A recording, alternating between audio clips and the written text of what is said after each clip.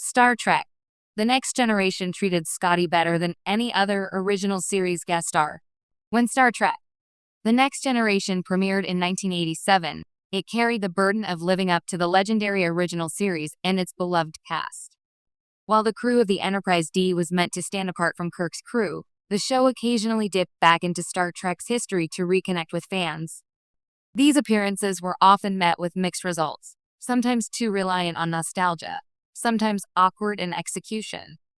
But in Season 6's Relics, Montgomery Scott proved to be the rare original series guest star who not only fit seamlessly into TNG's universe, but also received a heartfelt and dignified tribute. In fact, Scotty's return was treated with more care, respect, and emotional resonance than any other classic character to appear on the Enterprise D, a guest appearance that meant something. Other original series characters had already appeared by the time Relics aired in 1992. Dr. Leonard Bones McCoy showed up in the pilot episode, Encounter at Farpoint, for a brief cameo. While charming, it was mostly played for laughs, an elderly McCoy inspecting the new ship and trading barbs with Data.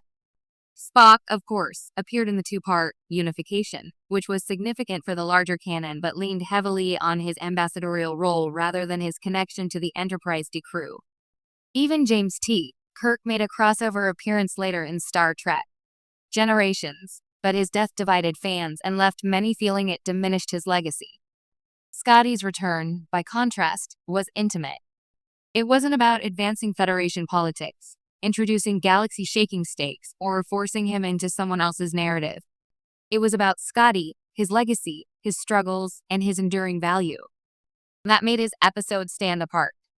Relics gave Scotty depth. The premise of Relics is pure Star Trek genius. Scotty, having attempted to save himself during a transporter accident decades earlier, is discovered still trapped in a transporter buffer. When he is rematerialized aboard the Enterprise D, he's displaced not only in time but in purpose. The galaxy has moved on without him. He's a man out of his era, facing the painful realization that his skills, once legendary, are now considered outdated. This allowed TNG to explore themes rarely touched on with original series cameos: aging, obsolescence, and the meaning of legacy. Scotty isn't treated as a novelty act or a gag. He's given emotional weight. He gets frustrated when his old tricks don't work with 24th century technology. He feels ignored and condescended to when the Enterprise D engineers try to sideline him. For a moment, Scotty isn't the miracle worker anymore. He's just an old man. And yet, the show doesn't leave him there. It gives him redemption, dignity, and validation. By the end, Scotty proves that his ingenuity and experience are still invaluable. He saves the day in classic Scotty fashion, reminding everyone, including himself, that he's still the miracle worker. Few legacy characters in TNG were given that kind of fully realized arc. The perfect foil in Geordi LaForge. A big reason Relics succeeds is the dynamic between Scotty and Geordi LaForge. Instead of simply treating Scotty as a guest star to be revered without question, TNG allows the younger engineer to challenge him. Geordi represents the future, practical, disciplined, and less prone to Scotty's flair for exaggeration. Their friction feels real, and it highlights generational differences without demeaning either man.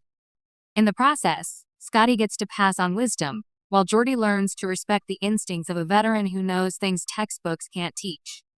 Their uneasy mentorship becomes the emotional core of the episode, and it resonates because it treats Scotty as more than nostalgia. It treats him as a person with something left to give. The emotional power of the Enterprise bridge.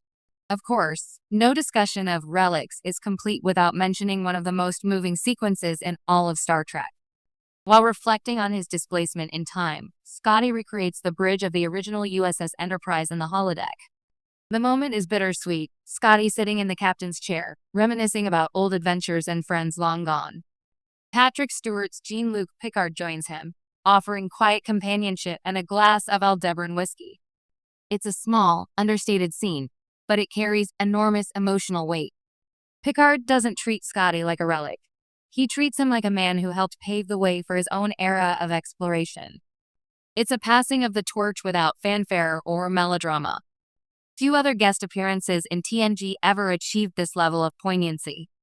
Why Scotty's return worked best.